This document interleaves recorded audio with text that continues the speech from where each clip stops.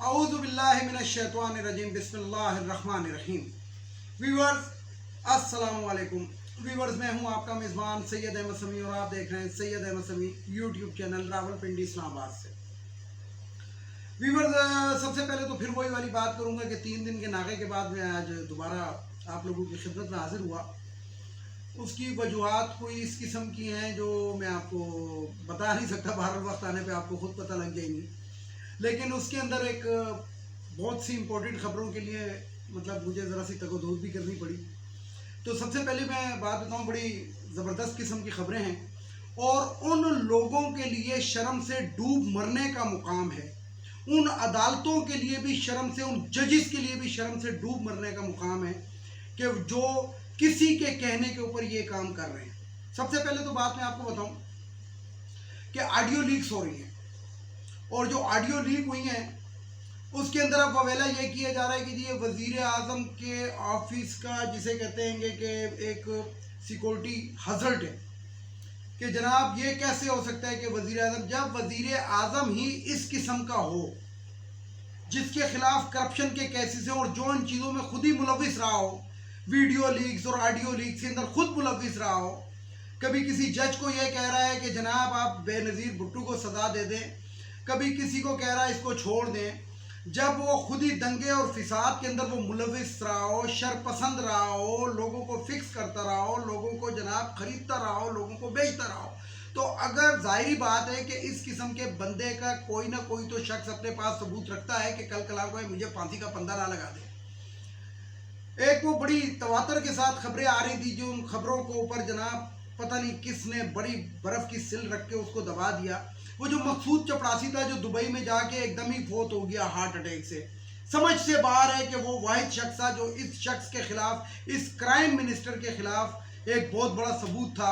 उसको ईसीएल से कैसे निकाला गया। लेकिन फिर मैं यही बात करूंगा कि उन अदालतों के लिए बड़े शर्म का मुकाम है कि जिन्होंने इन चीज़ों को देखते, या तो या आप एक चार चीज़ के ऊपर सो मोटो ले लेते, तौहीन अदालत कर दी, फलाना कर दिया, ढिमकाना कर दिया। एक मुजरिम जो पाकिस्तान से भागा हुआ है, जिसके तैयारे में भागा था, वो भी दंदनाता हुआ फिर रहा है, खाकिद शाहिद खाकान अब्बासी, और अब वो आके डायरेक्ट वहां से आके पाकिस्तान के वजीर खजाना का हलफ उठाने का सोच रहा है।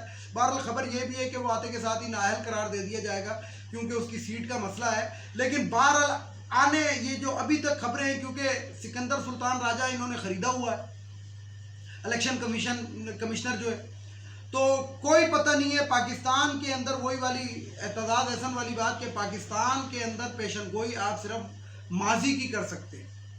तो हो सकता है कि ये रिज्यूम चेंज ऑपरेशन के अंदर ये बहुत बड़ा एनआरओ दे दिया जाए।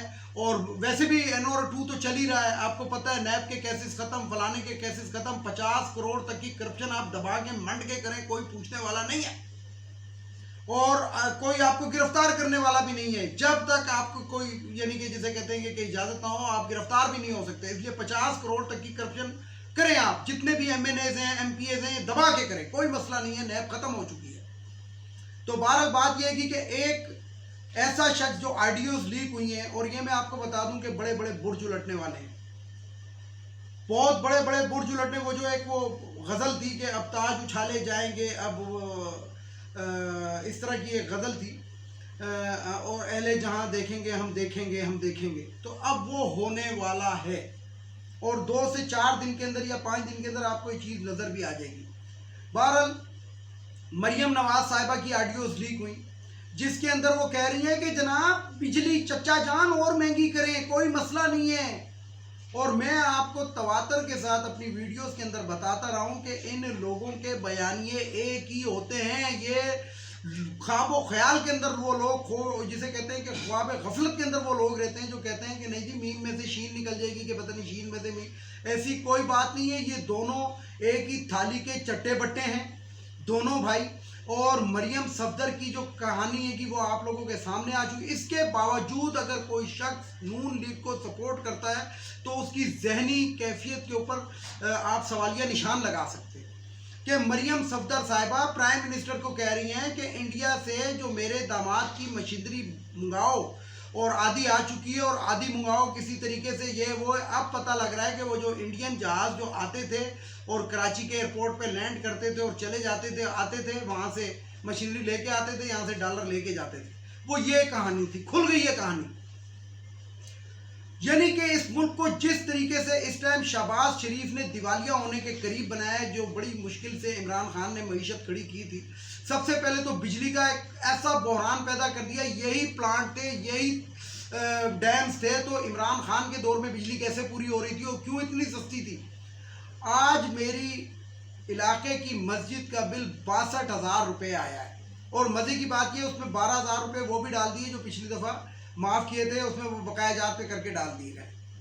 तो लानत है ऐसी हुकूमत के ऊपर और ऐसे प्राइम मिनिस्टर के ऊपर, बल्कि प्राइम मिनिस्टर तो है नहीं, है तो क्राइम मिनिस्टर है। मरियम औरंगजेब के साथ जो अमेरिका में हुआ है वो आप लोगों ने यूट्यूब के ऊपर, फेसबुक के ऊपर, सोशल मीडिया के ऊपर देख ही लिया। लेकिन कमाल कॉन्फिडेंस से इतनी बेइज्जतियों का ये मुकाबला करते हैं, यकीन जाने कि इतनी बेइज्जती अगर मोहल्ले में कुत्ते की हो जाए तो कुत्ता मोहल्ला छोड़ के चला जाए, लेकिन ये बगैरत फिर भी चिमटे हुए हैं। उसकी वजह क्या है? उसकी वजह यह है कि ना नजर आने वाले वो जो खलाई मखलूक है वो इनके ऊपर उन्होंने दस्ते शफकत रखा हुआ है। यहाँ पे मैं सरेआम आज बात करता हूँ इन खलाई मखलूक वालों से, मुख्तदर हलकों से, ताकतवर इदारे से, कि मुझे ये बताएं कि आपको कौन से नफलों का सवाब मिला है कि आपने मुल्क और कौम को और आवाम को इस नेच के ऊपर लाके खड़ा किया कि बिजली का बिल देने से लोग कासिर हैं, रोटी खाने से लोग कासिर हैं, और महंगाई का एक ना आने वाला तूफान मजीद आ रहा है, और मुजरिमों को और मुलजिमों को आप बुला बुला के पाकिस्तान की कौम के ऊपर, आवाम के ऊपर, पार्लियामेंट के अंदर बिठा के मुसल्लत कर रहे हैं। तो आपको कौन से नफलों का हाजी साहब सवाब मिला है, ये कुछ बताएं आप हमें। कि आपने जो हज किया था क्या कबूल इसी सूरत में होना था कि जनाब जितने भी क्राइम्स के अंदर मुलविस लोग हैं, गबन के अंदर, चोरी चकारी के अंदर, उन तमाम को वजीर व मुशीर बना दें? यानी कि पाकिस्तान दुनिया का वाहिद मुल्क है जिसके अंदर 7 लाख रुपए तनख्वाह लेने वाले का जो पेट्रोल है वो तो फ्री है, और जो 7,000 रुपये तनख्वाह लेता है वो गरीब अपने जेब से पेट्रोल डलवाता है। इसी तरह बिजली के बिल, गैस के बिल, सुई गैस के बिल और तमाम चीज़ों के, टेलीफोन के, इवन के बिल। तो इन लोगों पे मैं अपनी एक वीडियो में बता चुका हूँ कि इन पे कोई असर नहीं पड़ता है, इनको हर चीज़ मुफ्त प्रोवाइड होती है। मुसीबत तो उस निचले तबके की है, उस तबके की है कि जिस बेचारे ने आटा बाजार से लेके खाना। आटा इस टाइम पिंडी के अंदर, मैं आपको पिंडी की सूरत हाल बताऊं कि आटा यहाँ पे दस्तयाब नहीं है, और अगर दस्तयाब है तो किसी गरीब की कुव्वत खरीद से बाहर है। यानी कि 15 किलो का आटे का जो तोड़ा है, जिसको थैला कहते हैं, वो 2400 रुपये का हो चुका है। और ये वो शख्स है, ये वो क्राइम मिनिस्टर है जो कहता था मैं अपने कपड़े बेच के आटा सस्ता करूंगा। इसके बदबूदार कपड़े किसने लेने थे? लेकिन ये कपड़ों की क्या, अपने आने वाली नस्लों के लिए जो है ना, मजीद पाकिस्तान के अंदर से चोरी चकारी करने के अंदर मुलविस है। और इसके अंदर ये देखें कि मौलाना फजलुर रहमान डीप डाइव में जा चुका है। वो ऐसा बेशरम और बगैरत मौलवी है जो अपने आप को मौलवी कहलाता है, जो अपने आप को आलिमों का आलिम कहलाता है। वो आलिम है जो दीन फरोश मौलवी है। उसकी अगर जिंदा मिसाल आप देखें तो ये मौलवी फजलुर रहमान। तहरीक लबैक वाले को देखें कि फ्रांस के साथ सरेआम टीवी के ऊपर, सोशल मीडिया के ऊपर तस्वीरें आ रही हैं, अपना बेनोई वहाँ पे सफ़ीर लगवा लिया तो बस अब दीन भी महफूज है, सब कुछ महफूज है ना। फ्रांस भी भाई बन गया, बल्कि वो तो एक आला दर्जे का जनाब इनका खैरख्वाह बन गया।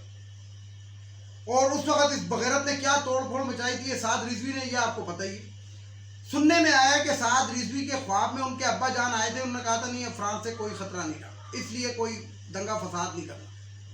तो बात ये व्यूअर्स कि मैं आपको बताऊं कि आज मेरी वीडियो ज़रा सी तल्ख है। वो इसलिए तल्ख है कि हम लोगों के ऊपर एक ऐसे शख्स को जो पाकिस्तान से भागा हुआ मफरूर था, उसको वजीर ख़जाना मुसल्लत करने की कोशिश 2 से 3 दिन में की जाएगी, जो कि हो नहीं सकता। मैं आपको बता दूं कि वो नाअहल करार दे दिया जाएगा और गेम ख़त्म होने वाली है। बुर्ज उलटने वाले हैं, ताज उछलने वाले हैं।